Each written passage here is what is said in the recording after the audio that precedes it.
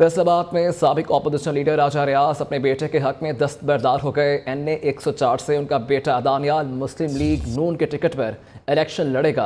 आपको बताएं, इससे मुताल्लिक अहम खबर है कि फैसलाबाद से साबिक अपोजिशन लीडर राजा रियाज अपने बेटे के हक में दस्तबरदार हो गए। NA 104 से उनका बेटा दानियाल मुस्लिम लीग नून के टिकट पर इलेक्शन लड़ेगा। आपको बताएं, ये अपडेट सामने आई है और ज़राए ये कहते हैं कि साबिक अपोजिशन लीडर राजा रियाज अपने बेटे के हक में दस्तबरदार हो गए हैं और NA 104 से उनका बेटा दानियाल मुस्लिम लीग नून के टिकट पर इलेक्शन लड़ेंगे। आपको बताएं कि फैसलाबाद से ये खबर सामने आ रही है और बताया गया जा रहा है कि राजा रियाज के बेटे जो हैं वो NA 104 से दानियाल मुस्लिम लीग नून के टिकट पर वो इलेक्शन लड़ेंगे और उनके बेटे जो हैं फैसलाबाद में ये बताया गया जा रहा है कि साबिक अपोजिशन लीडर राजा रियाज अपने बेटे के हक में दस्तबरदार हो गए हैं। इससे मुताल्लिक हमें मजीद अपडेट करेंगे फैसलाबाद से हमारे ब्यूरो चीफ शाहिद अली हमारे साथ मौजूद हैं। जी शाहिद, क्या अपडेट है इससे मुताल्लिक?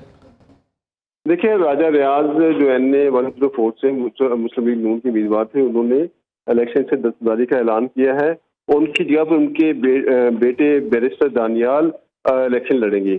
उनका ये कहना है कि मेरी सेहत ठीक नहीं है, जबकि हकीकत इसके बरक्स दिखाई देती है कि राजा रियाज की अपने इलाके में काफी धड़ों के साथ जो बिगड़ गई है। उसके साथ साथ आम वोटर जो इन्होंने ड्रामा किया था कि अपोजिशन लीडर बनकर मुस्लिम लीग नून ज्वाइन कर ली, बाद में एक मुस्लिम लीग नून की हुकूमत है और उसी के ये अपोजिशन लीडर बने हुए थे और उसी की टिकट पे फिर ये इलेक्शन लड़ रहे थे। इस हवाले से भी हल्के में लोगों को बहुत ज्यादा सवालिया निशान थे, बहुत ज्यादा एतराज़ात किए जा रहे थे।